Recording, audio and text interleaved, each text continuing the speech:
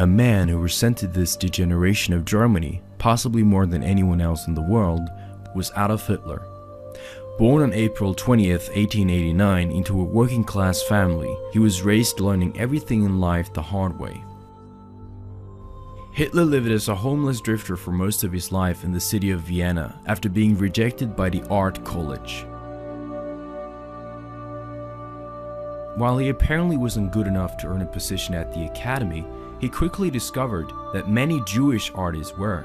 Some of these Jewish artists also migrated to Berlin, producing pornography and erotica for a living.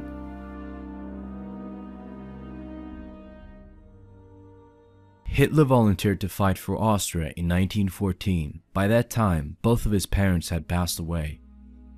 He then begged Bavarian authorities to let him fight for Germany. He fought with great bravery, instinct, and distinction, and was promoted to Lance Corporal. He received the Military Cross, Iron Cross Second Class, Iron Cross First Class, and 6 medals for bravery. He was wounded twice. In October of 1916, he was badly wounded and abided 2 months in a military hospital. He could have stayed home, but instead chose to return to the front lines. In October 1918, he was temporarily blinded by a British poison gas attack. Hitler heard about the capitulation of Germany while recovering his eyesight at the hospital. He was confused and outraged after hearing the news and thought that the sacrifice and suffering of the German soldiers had been for nothing. The artist from Vienna wanted answers, and he would not rest until the enemies had been exposed and Germany's honor restored again. When Adolf Hitler joined the German Workers' Party, DAP, in 1919, he became the 7th member of the nationalist group. Hitler then decided that the time was right to seize power of the local government in Munich. Patriotic war veterans would join him in the revolt and move against the national government in Berlin. Hitler then used a rally in Munich Beer Hall to launch a coup. An enthusiastic crowd turned out to support him. The local uprising, or putsch, was ignited by a moving speech by Hitler, but it was interfered by communist troops who opened fire on the nationalists, killing 16 of them. Hitler and the others were arrested and tried for treason. At his trial, Hitler used his opportunity to spread his political and philosophical ideas, which apparently were so inspiring that they afterwards even published them in some newspapers. The judge was incredibly impressed and issued a lenient sentence for Hitler and the nationalist rebels. The Munich coup failed, but the legend of the great speaker grew, and by every day that went by, he fascinated and attracted new followers. He quickly generated a large support base. During his imprisonment of 1924, he wrote the Bible of National Socialism, Mein Kampf, My Struggle. His close associate, Rudolf Hess, imprisoned with Hitler, typed out the dictation for the book, which was published in 1925. Mein Kampf was part political manifesto and part autobiography, containing discussions of history, philosophy, and economics. In the book, Hitler explained the global conspiracy for world government and that it was directed by international Jewish bankers. He also wrote about the German loss of First World War, the Jewish Bolshevik Revolution, the Versailles Treaty, and the resulting hyperinflation that devastated Germany. He accused the elite Marxist Jews of Germany of controlling newspapers and banking, fomenting wars, and corrupting the art, culture, and morality of Europe. Mein Kampf quickly grew in popularity, which made Hitler a wealthy man. Hitler was not the only man who warned about the international Jewry. In 1922, Henry Ford, the American industrialist founder of the Ford Motor Company, published a 4-volume set of booklets called The International Jew, where he exposed the plans and operations of an organized Jewish globalist elite. Ford's research revealed a hidden influence over the American politics, the Fed, the press, crime, and entertainment. German nationalists would later study and hand out translated copies of Ford's work. Adolf Hitler himself had a copy in his office, along with a photo of Ford. Ford himself referred to the problem of the rising influence of Jewish supremacism as the world's foremost problem. In 1931, Hitler said that he regarded Ford as an inspiration. To draw people away from both right nationalist and left socialist parties, Hitler merely added national and socialist to the party's name, making it NSDAP, taking socialism without internationalism and nationalism without capitalism. Hitler said to the people that Germany's most precious possession was their own people, and that they all had to unite to save their own nation.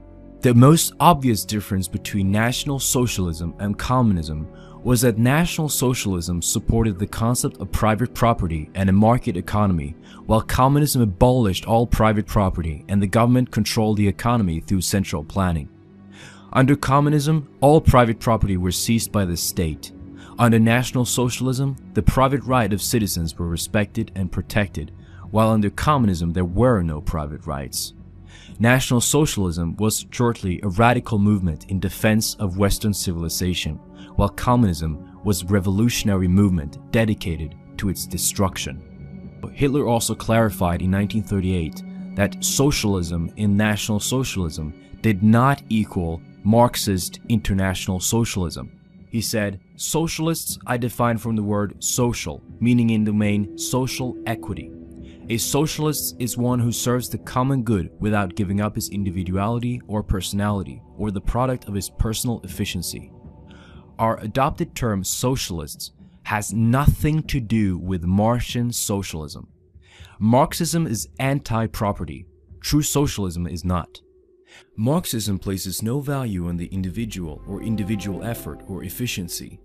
True socialism values the individual and encourages him in individual efficiency, at the same time holding that his interests as an individual must be in consonance with those of the community. All great inventions, discoveries, achievements were first the product of an individual brain. It is charged against me that I am against property and that I am an atheist. Both charges are false." Speaking of humor, I'm going to hear Hitler tomorrow. Would you like to come? Hitler, the anti-Semite. The National Socialist anti-Semite. Call them Nazis just to piss them off. I hear he's fascinating. The National Socialists did not call themselves Nazis. The term Nazi, along with Nazism, is a political epithet invented in the 1920s by Konrad Hayden as propaganda against the NSDAP and National Socialism. Konrad Hayden was a Jewish journalist and a member of the competing party, Social Democratic Party. The term was a variant of the nickname for members of the Social Democratic Party, which at that time used to be called SUSI, abbreviation of Sozialisten. Nazi was a political pun based upon the Austro-Bavarian slang word for simpleton or country bumpkin, and derived from the fairly common name Ignaz. It would be like saying Nazi. Hence, there were no Nazis. They were National Socialists. Hitler also designed the NSDAP flag. The swastika is an ancient symbol which means to be good, good luck, and represented light, consciousness, and well-being.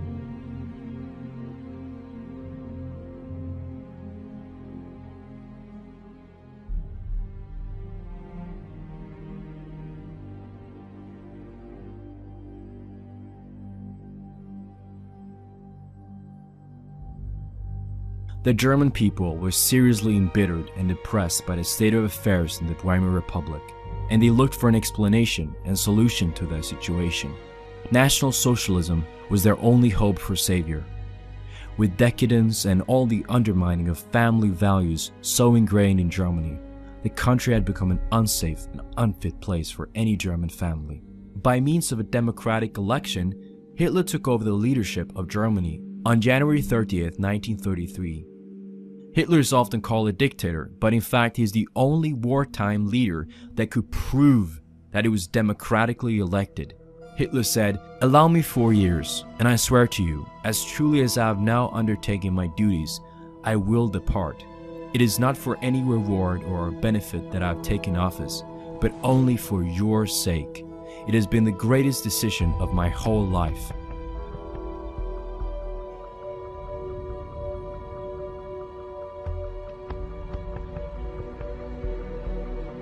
Hitler came into true authoritative power in March 1933. He took over a poverty-stricken, sick, and hopelessly bankrupt state, with over 6 million Germans unemployed. All German gold reserves had been stolen by the victors of World War I as crushing reparation payments. When Hitler kicked out the destructive international banking cabal, he became the only leader in history to arrest a Rothschild. He later restricted Jewish ownership of radio and newspapers. The Frankfurt School was closed down and its members fled to the United States and migrated to major Jewish universities. Hitler did not want to fall back into the interest slavery of the international Jewish bankers. He therefore immediately outlawed the debt-based system, i.e. usury, by punishment of death, and created a new Deutschmark that was backed only by productive German physical and intellectual labor. After having deleted the parasitical bankers from the equation, the German economic miracle took off almost immediately.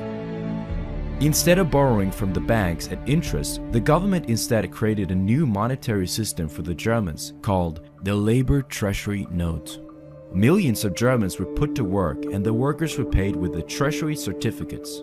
The government issued money was not backed by gold, but it was backed by something of real value. It was essentially a receipt for labor and materials delivered to the government. Hitler said, for every mark that was issued, we required the equivalent of marks worth of work done or goods produced. The workers then spent the certificates on other goods and services, creating more jobs for more people. Hitler managed to end the reparation payments from the Versailles Treaty. He rebuilt Germany into something better than ever, and the nation quickly rose from the ashes and healed its deep wounds. The unemployment problem was solved, and the country was back on its feet. It had a solid, stable currency, no debt, and no inflation. Unemployment went from 50% down to less than 2% in a few short years. After 5 years, Hitler had given 6 million Germans work and full employment was reached. Crime was almost non-existent, unemployment was a thing of the past, and there were no homeless and no beggars. In Billions for the Bankers, Debts for the People, 1984, Sheldon Emery stated, Germany issued debt-free and interest-free money from 1935 and on, accounting for its startling rise from the Depression to a world power in 5 years. Germany financed its entire government and war operations from 1935 to 1945 without gold and without debt, and it took the whole capitalist and communist world to destroy the German power over Europe and bring Europe back under the heel of the bankers. Such history of money does not even appear in the textbooks of public schools today. The main priority for Hitler was bringing back pride and belief in the German people again. In a symbolic act of national and spiritual rebirth, university students organized a one-time book burning of degenerate Marxist literature and books from the Institute of Sex Research in Berlin on May 10, 1933. Many of the National Socialist leaders were artists who looked at what needed to be improved in the world. As a result, art and entertainment now reflected the true values of the German people again, and there was a remarkable emphasis on culture. As a talented painter, Hitler was well aware of the Jewish Marxist influence behind the degradation of German art and culture. Thus, he invented the Day of German Art, Tag der Deutschen Kunst, which was a parade held in Munich displaying an appreciation for art and culture.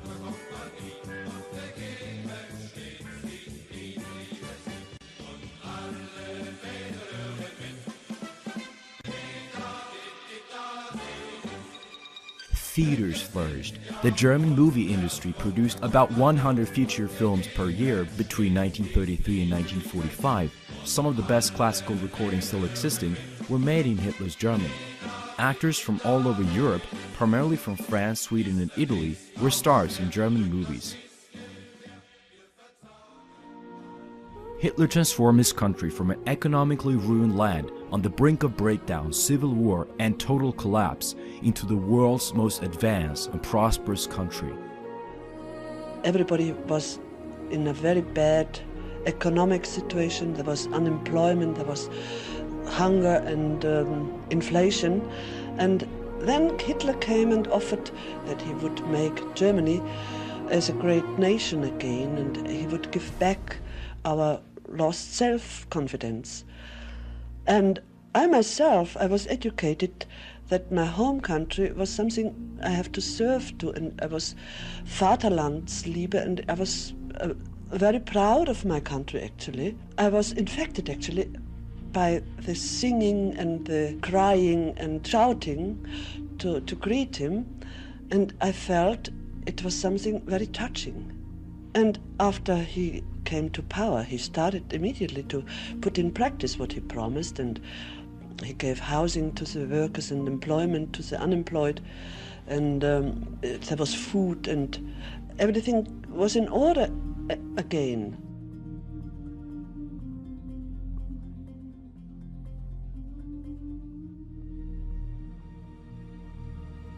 It was a cultural and economic rebirth without parallel in the whole human history, which inspired the rest of the world to do the same. Hitler's radical program restored German economic independence, ensured racial security for the people, and diverted the nation's wealth from banking cartels to the ordinary people. Meanwhile, the rest of the world, still ruled under the Rothschild cabal, was still in recession. Hitler also relaxed the strict gun control laws of the previous government, allowing the people to defend themselves again. False claims are constantly made that Hitler could take power because he disarmed the German people. But this is nonsense. It was the Weimar government that already had disarmed the German people before. Gun clubs now open all over the Reich. A man who lived in Hitler's Germany was Hans Schmidt. He said, "To be a boy or girl at that time was wonderful. In the Hitler's youth, the differences between Christian denominations or the different German states did not count. We all truly felt that we were members of one body of people, one nation. Youth hostels were opened all over the Reich, enabled us to hike from one beautiful town to another, seeing our fatherland. Every effort was made to strengthen our minds and bodies. Contrary to what is said today, we were encouraged to become free in spirit and not succumb to peer or authority pressure." 1st of May 1933 was made into a holiday for the workers. Hitler implemented the Strength Through Joy program, which was a generous social program that enabled the common man to have affordable leisure activities such as concerts, plays, libraries, day trips, and cruises to other countries. For the first time in the world, millions of workers and their children could access a foreign vacation almost for free. The first vacation cruises were built for the German workers. The favorite destinations were the Portuguese island of Madeira, as well as the Spanish island and port cities. The National Socialist Program is a manual for national recovery. Its lesson can be applied to any nation today. Drawing on the program, Germany in less than 36 months enjoyed full employment and the world's highest standard of living.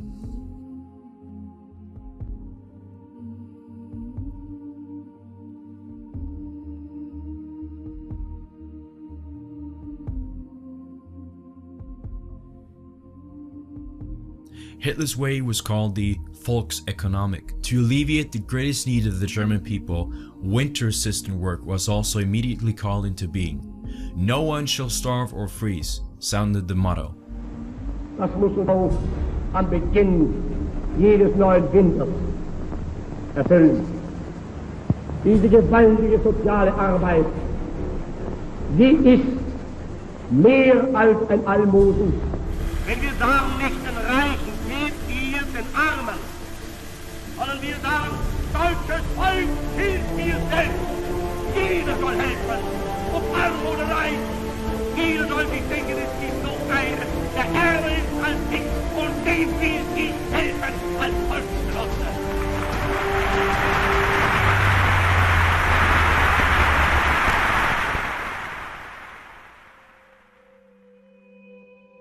Donations were sent to the poorest in Germany's cities and mountain regions. It was a first-rate social action that had great success. The poor people of these regions then created small items such as wood carvings, glassware, etc. as token for the donations received. This earned them work and bread, and the action spurred the whole nation and the German folk to stand united. In order to provide work and bread to the millions of unemployed, the construction of Autobahn began. Using only German material, the new road system was made so that it did not destroy either the German landscape or wildlife habitats nor forests. The price per automobile was between 1,350 and 1,600 Reichsmarks. But Hitler thought the prices were too high for the common family. Thus Hitler, together with Ferdinand Porsche, dreamt up and designed the people's car, the Volkswagen. This would be the most built and most economical car in the world. At that time, it cost 995 Reichsmarks, which could be paid off in minor payments. Volkswagen was a word that Hitler himself personally chose. Germany was a Christian nation, of which more than 46 million belonged to the German Evangelical Protestant Church, and 30 million to the Roman Catholical faith. About 2,500 new churches were built in Germany. Hitler himself believed in positive Christianity, and he regularly visited the church.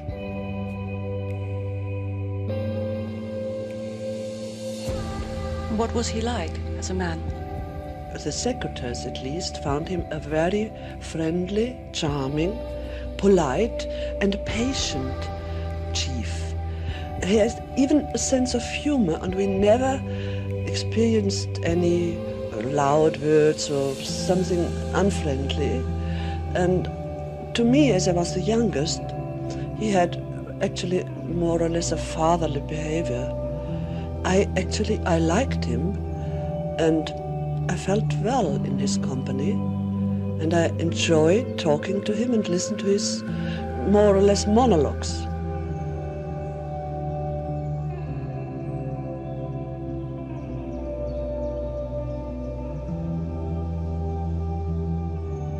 Tatsächlich. Schaut mich so an. Und das war einer der seltsamsten Momente meines Lebens. Ich habe das Gefühl gehabt, sucht irgendwie, der Blick, der zunächst ganz auf mich gerichtet war, ging auf einmal durch mich hindurch in eine unbekannte Ferne. Das ist so sonderbar gewesen.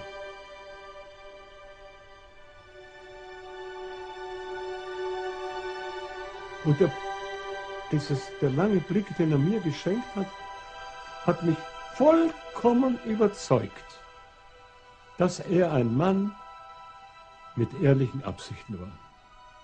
Ich kann nur eins sagen, ich bin glücklich, dass mir Hitler von seiner schönsten Seite begegnet ist. Es hat sicher auch dunkle Seiten gegeben,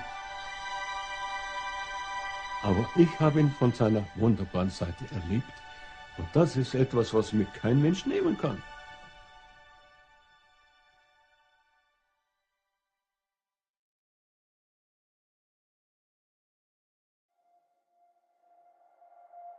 A lot of people, of course, have seen History Channel documentaries and scare pieces on the mass media that give a distorted view of what National Socialism actually is. First of all, National Socialism is an ideology about life. It's about the cultivation of life, of building strong families, of building families that are able to raise good children, children that are moral, children that are healthy, and children that are on a path of virtue to be able to build a better and brighter future for the nation. It's about cooperation, specifically class cooperation, gender cooperation, and cooperation throughout all members of society. National Socialism views the nation like a body, and a body takes all different parts. The liver is not more important than the brain or the heart or the arm or the leg. Everything works in tandem with one another to be able to be life. We as National Socialists support every single member of our community as being part of an extended family.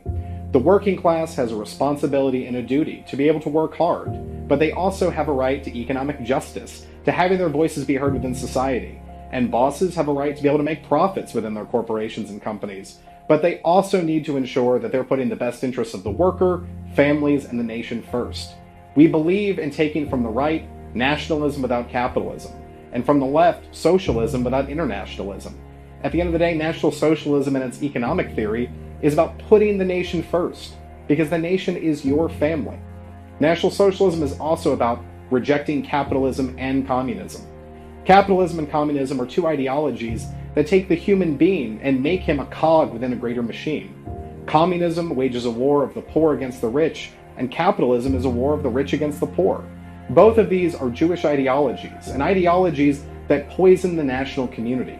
They tear apart the working class, they tear apart families, and they turn the nation into one giant fire sale, to be able to say that whoever has the most money or the most power is able to loot and pillage it. National Socialism says that the national community has to work together, that we need to ensure that everyone has rights and duties and responsibilities to one another, and this in turn creates a healthier society. National Socialism believes in the cultivation of virtue.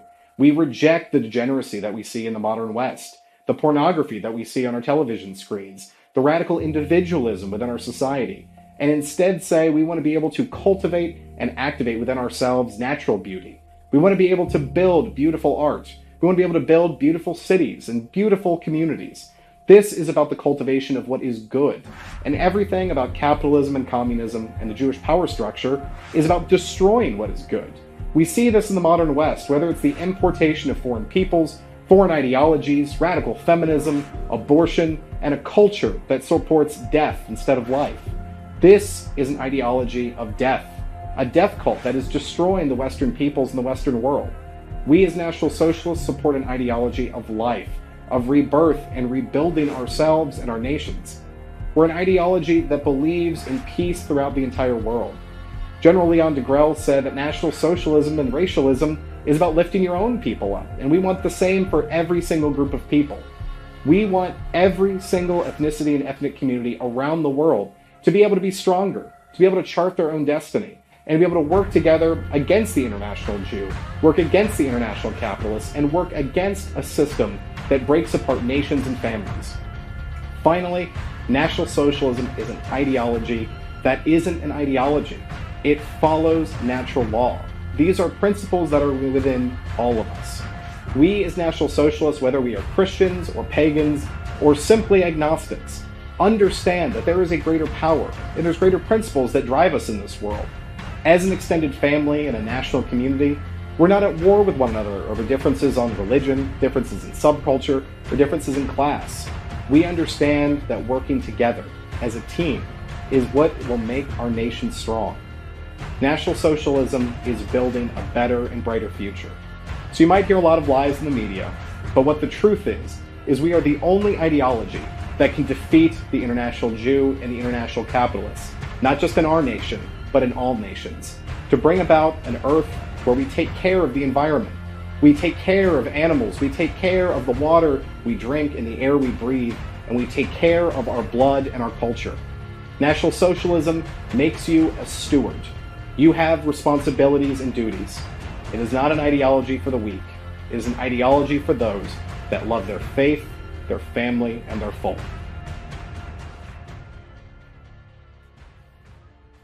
The term democracy means something it did not mean 100 years or even 50 years ago. In fact, the National Socialists strive to revive and restore the term democracy to its original and rightful meaning. The National Socialist form of democracy was based on the principle of community of the people. The National Socialist electoral system was not based on the parliamentary system, but was nonetheless democratic. The national system of government was largely based on referenda, in which the really important issues of the day were debated and voted upon by the German people. Thus, the National Socialist form of democracy was more pure and more representative than that of today.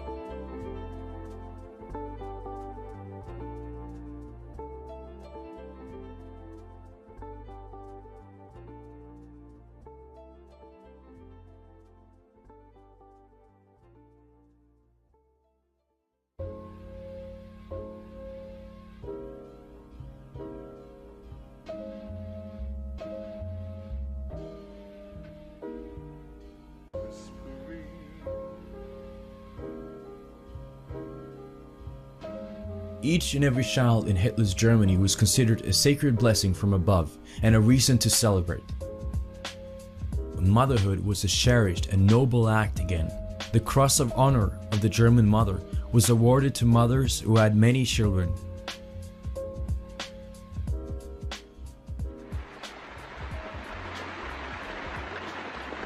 Und das müssen Sie von mir verstehen.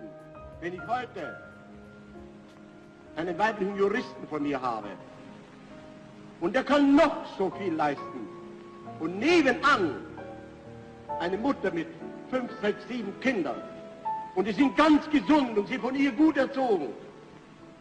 Dann möchte ich sagen, vom ewigen Standpunkt des ewigen Wertes unseres Volkes aus, hat die Frau, die Kinder bekommen kann, und die sie nun bekommen hat und die sie nun erzogen hat, und die unserem Volk damit das Leben in die Zukunft geschenkt hat wieder, hat mehr geleistet.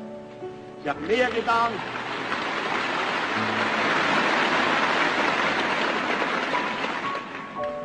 Sie hilft mit, den Tod unseres Volkes zu vermeiden.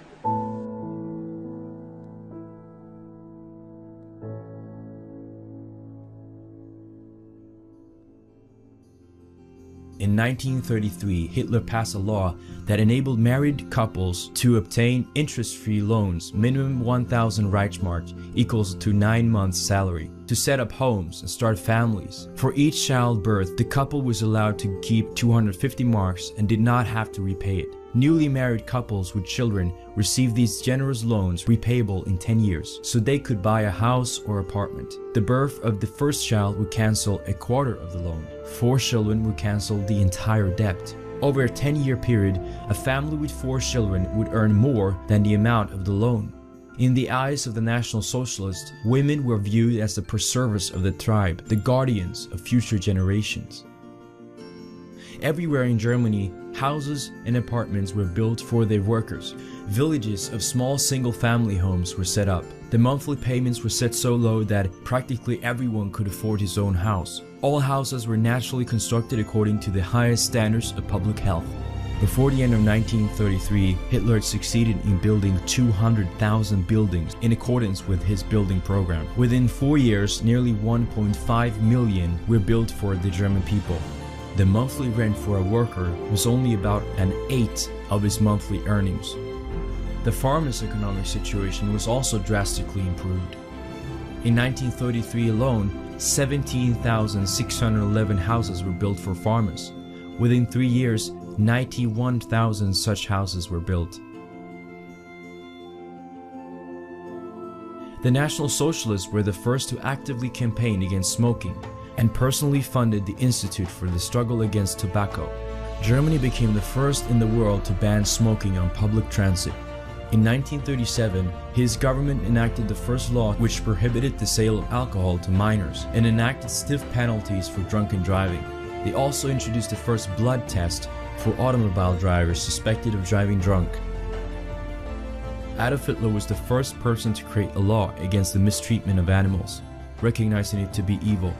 A law imposing a total ban on animal experiments was enacted. The National Socialists declared an end to the unbearable torture and suffering in animal experiments. Goering announced in a radio broadcast, "An absolute and permanent ban on vivisection is not only a necessary law to protect animals and show sympathy with their pain, but is also a law for humanity itself."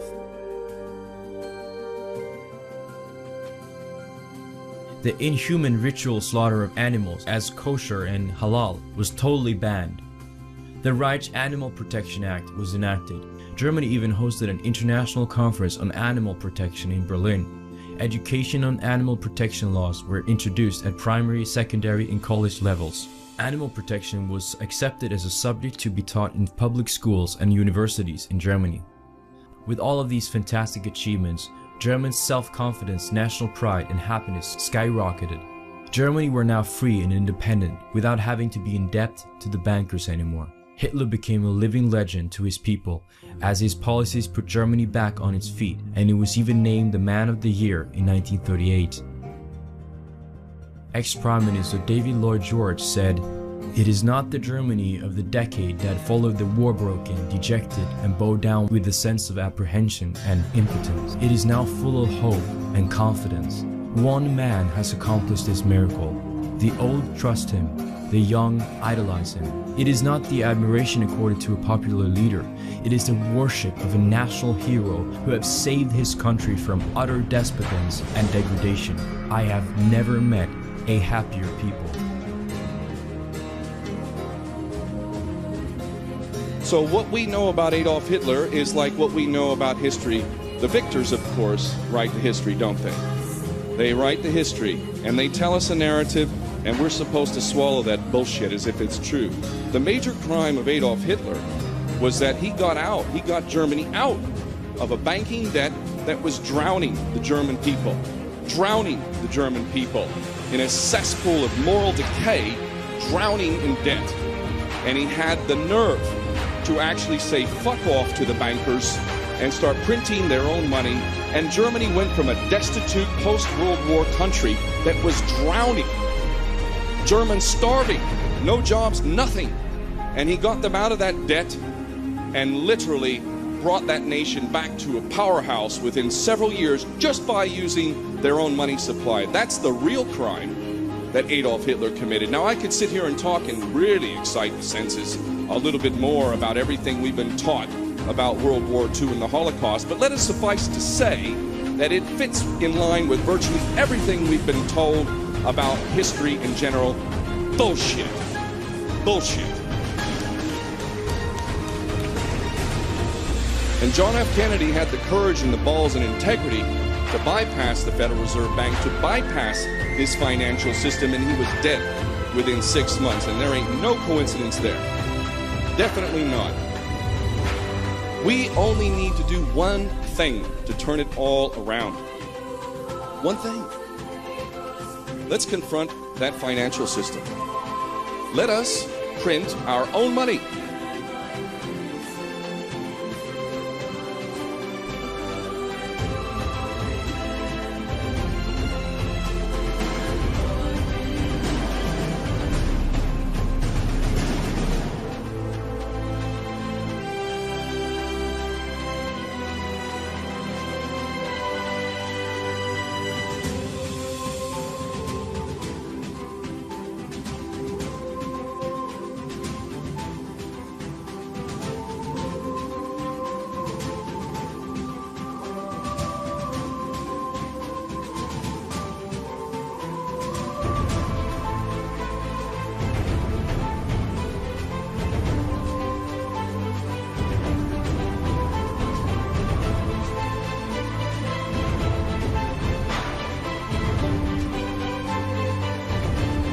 You see the faces of them Germans coming out in the droves to meet Adolf Hitler with genuine smiles on their face.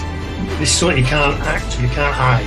You know, it's there for all to see because there is no denying it. There's an awesome love for this guy, and there would be. Who wouldn't love a guy who's took you out of poverty and put you into a place now where your family's secure, you know you've got bread on your table, and your wages are solid and everything's fine.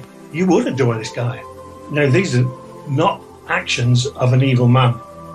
This is a man who loves his country and loves the people in his country.